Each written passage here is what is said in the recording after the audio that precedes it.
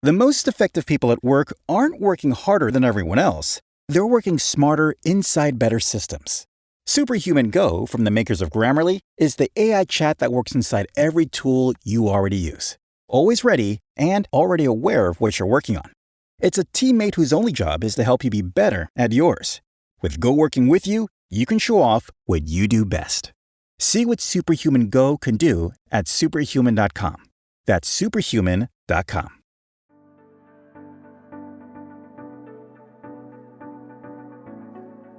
Welcome to Leading Beyond Limits, the podcast where we explore the extraordinary journeys and insights of remarkable leaders who have pushed the boundaries of what's possible. Your host, Angel Radcliffe, who is a digital transformation leader, author, speaker, and financial educator, will lead each episode and dive deep into the stories, strategies, and philosophies that have empowered these exceptional individuals to lead, inspire, and achieve beyond the ordinary. We're about to embark on a journey of discovery and inspiration, and together, we'll learn what it takes to lead beyond limits. So grab your cape, or at least your favorite coffee mug, because we're about to unravel the extraordinary tales of trailblazers who've turned impossible into I'm possible. Let's get started.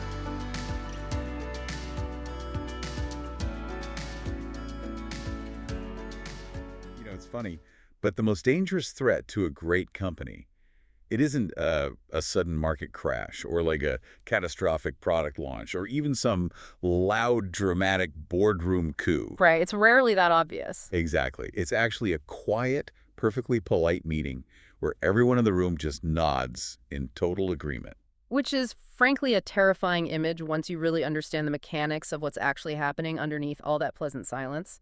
Because, well, when there's no friction, there's usually no growth. Right. And usually we associate failure with noise, right? We expect alarms to be ringing when something goes wrong. Yeah, you expect some kind of warning sign. But today, we're taking a deep dive into a brief but profoundly striking leadership scenario that flips that expectation completely upside down. And I want to be clear, our mission today isn't to give you, the listener, some tactical 5-step checklist for management. No, not at all. We want to guide you through a thoughtful pause, really. Yeah, we're going to examine this subtle, pervasive tension in how teams are built and how leaders actually operate behind closed doors. It's a psychological tension that, honestly, almost every leader faces. And they often do it without ever consciously realizing it. So as we explore the emotional pressures embedded in this scenario today, I want you, the listener, to reflect on your own environment. Think about the spaces where you hold influence. Exactly.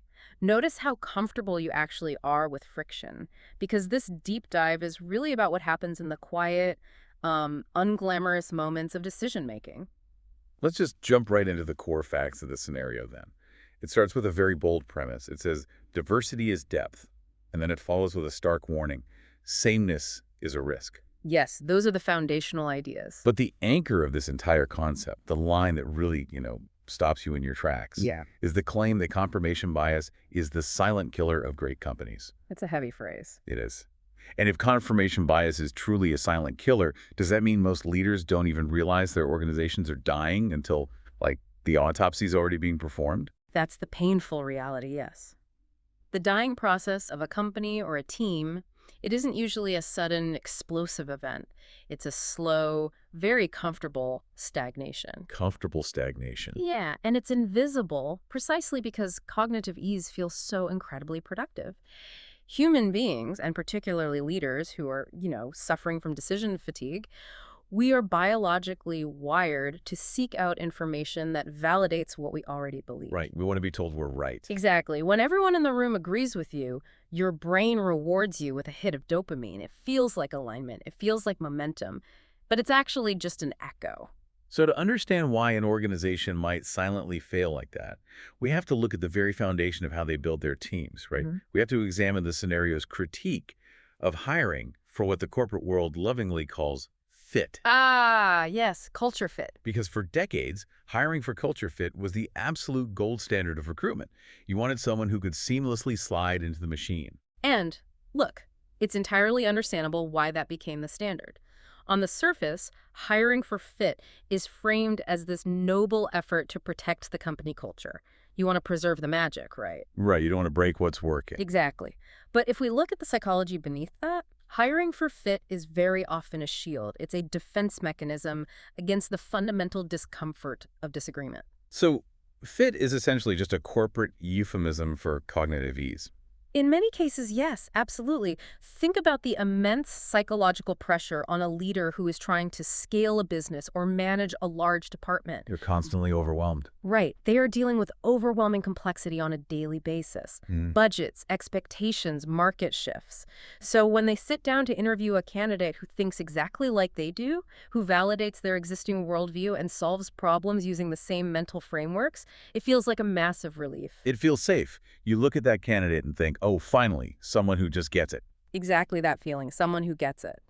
But the tension here is that leaders will frequently delay making unconventional choices, not because they lack information about a candidate's hard skills, but because of a deep, unacknowledged discomfort with the risk of bringing in someone who disrupts the harmony. Yeah, nobody wants to ruin the vibe of their team. Right. It's much easier to hire the person you'd want to grab a coffee with than the person who is going to respectfully tell you your marketing strategy is fundamentally flawed. I see this all the time.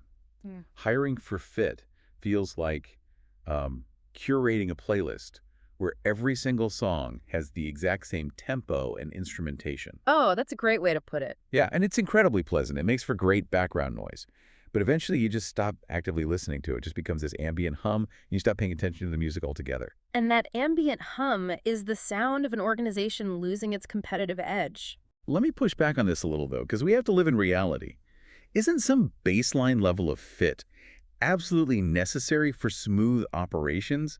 I mean, don't leaders need a foundational layer of agreement just to execute on a daily basis without getting bogged down in endless paralyzing arguments? Well, that rationalization is the exact mechanism that keeps the silent killer alive.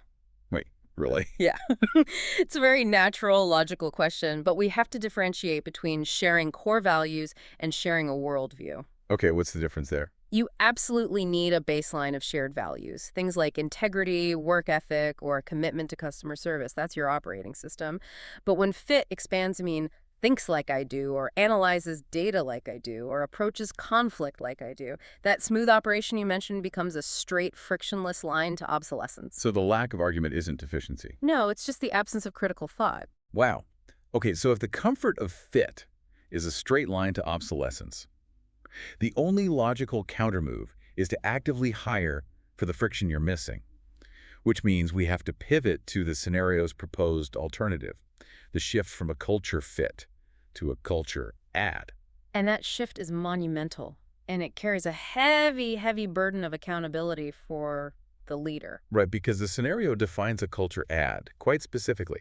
It says it's the person who brings the perspective you are currently missing in order to scale. Yes. They aren't there to blend in. They are there to fill a cognitive gap. It's like, okay, bringing in a culture add is less like adding a familiar spice to a soup and more like introducing a keystone species into an ecosystem. Oh, I like that. You know how they reintroduced wolves back into Yellowstone? It's highly disruptive at first.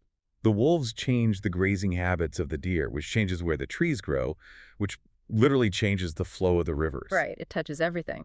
Yeah, it causes immediate stress to the status quo, but ultimately it forces the entire ecosystem to adapt, reroute, and grow significantly stronger and more resilient. I love that ecological analogy because it really highlights the necessity of disruption for survival. But let's unpack the profound emotional pressure of that mandate for the leader. It's not easy. No, not at all. Think about what is actually required to seek out a missing perspective. Before you can even draft the job description for a culture ad, you, as the leader, have to sit down and admit that your current perspective is incomplete. Which requires a level of humility and self-awareness that completely runs counter to the traditional archetype of the, all-knowing, bulletproof executive. It requires an enormous surrender of ego. To Right. say, we need a culture ad, is to publicly declare there is a blind spot in my vision.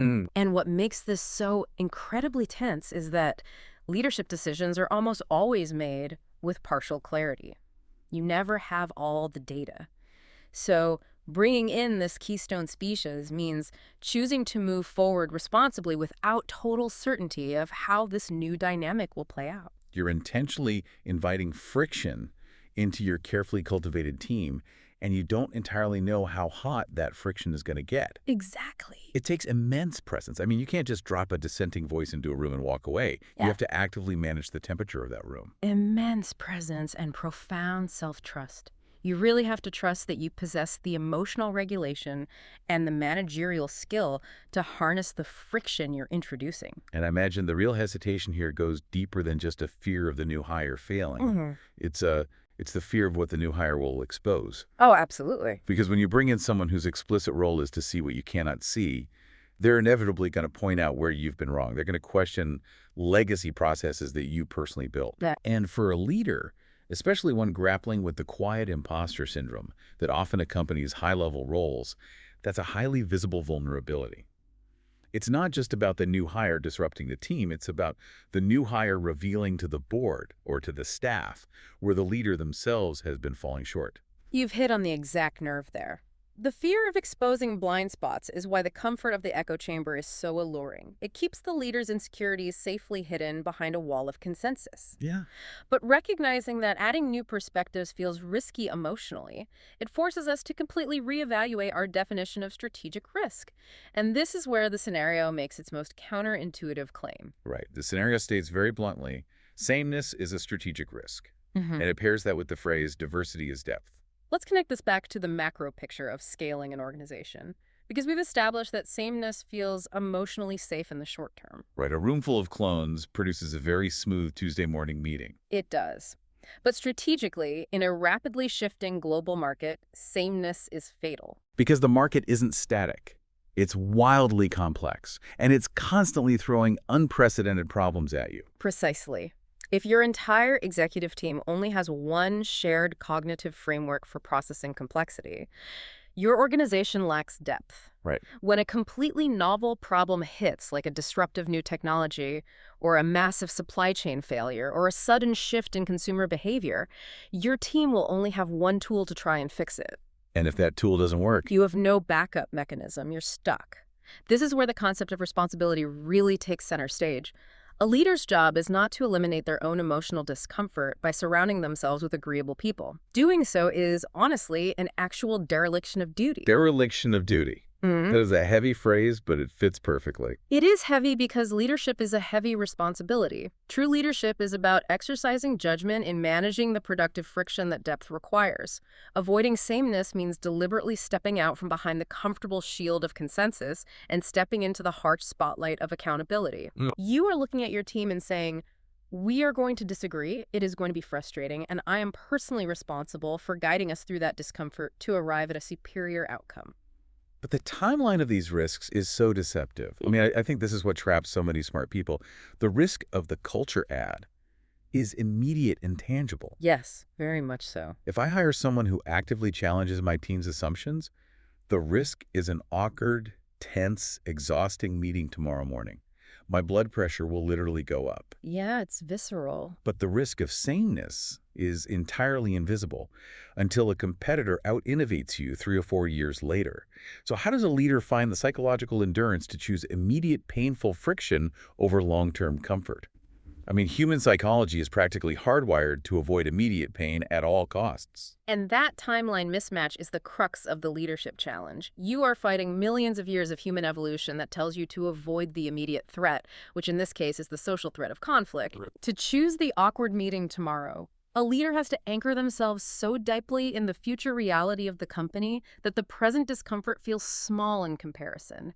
You have to tolerate the messy middle. A messy middle. Right. You have to endure the cognitive strain of having your ideas dismantled, knowing that the depth you are building in the room is the only armor that will protect the company from that invisible long-term threat of obsolescence. And if a leader lacks that psychological endurance, they inevitably default back to the echo chamber.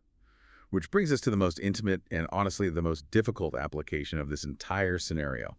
We've talked about the company culture, we've talked about hiring for the broader team, but the scenario narrows the focus right down to the leader's most trusted confidants. The inner circle, the ultimate test of a leader's maturity. Right. The scenario ends with this piercing, very uncomfortable question. Does your inner circle reflect your current worldview or does it challenge it? This is where the theory becomes highly personal. It's one thing to philosophically agree to hire a culture ad for the engineering department or, the sales team. It's an entirely different, vastly more intimidating thing to invite a dissenting voice into your trusted inner circle. Why does the inner circle represent such a massive hurdle, though? Because of the intense, inherent isolation of leadership, Yeah. people rarely talk about how lonely it is at the top of an organization. Every decision is scrutinized, every word is weighed. Right, everyone is watching you. Yes.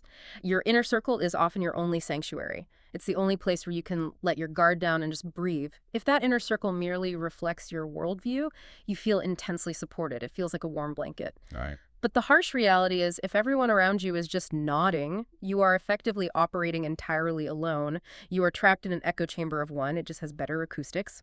Oh, wow, that makes me think of standing in a hall of mirrors. You look around and you see endless reflections of yourself. It might look incredibly impressive, and it might feel deeply validating to see your own genius reflected back at you from every angle. It strokes the ego. Right. But a hall of mirrors makes it absolutely impossible to see the actual room you are standing in. You can't see where the exits are, you can't see the structural cracks in the wall, and you certainly can't see the obstacles you're about to trip over. You only see yourself. That is a brilliant way to visualize the danger of a sycophantic inner circle. And to break those mirrors, to intentionally cultivate an inner circle that actually challenges you, requires letting go of ego in a way that very few executives are trained to do.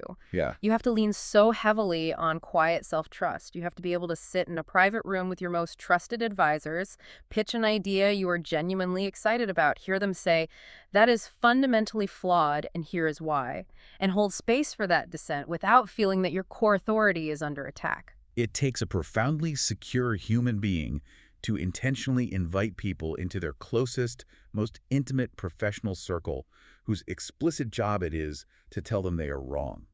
It requires exceptional psychological maturity. Because in those closed-door moments, certainty is still a luxury you just don't have.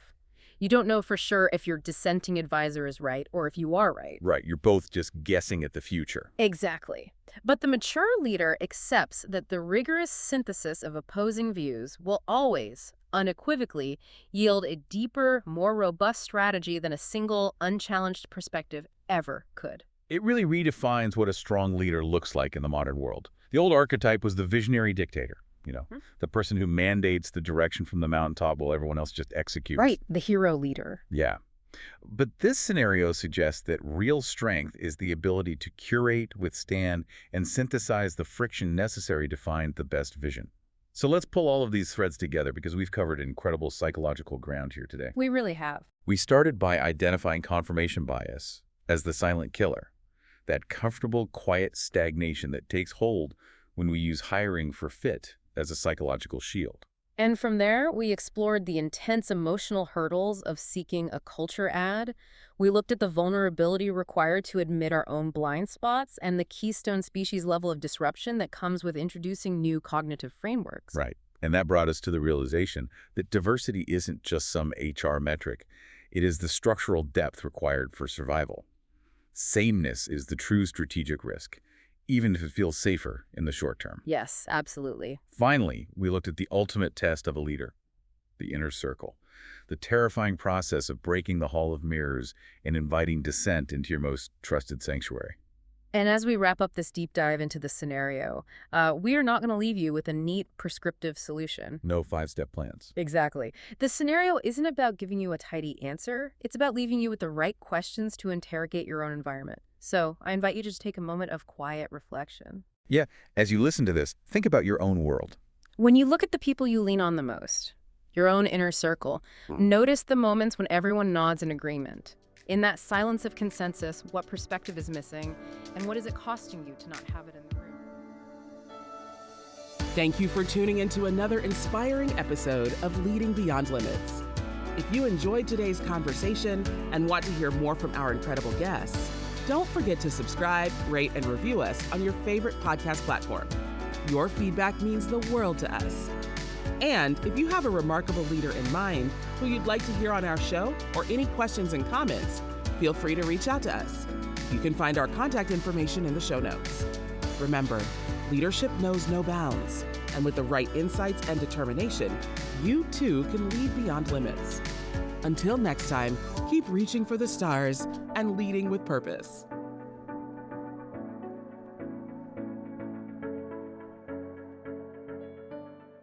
The grill is shot. The chairs are held together by optimism. And what happened to the rug? Sounds like your outdoor setup is not ready for patio season. Fix it all with Wayfair. Shop Wayfair for grills, rugs, furniture, and more. With 20 million 5-star reviews, room of choice delivery, and expert setup on qualifying orders, it's never been easier to do more for less. Get 10% off your first eligible purchase. Hurry to wayfair.com or download the app now.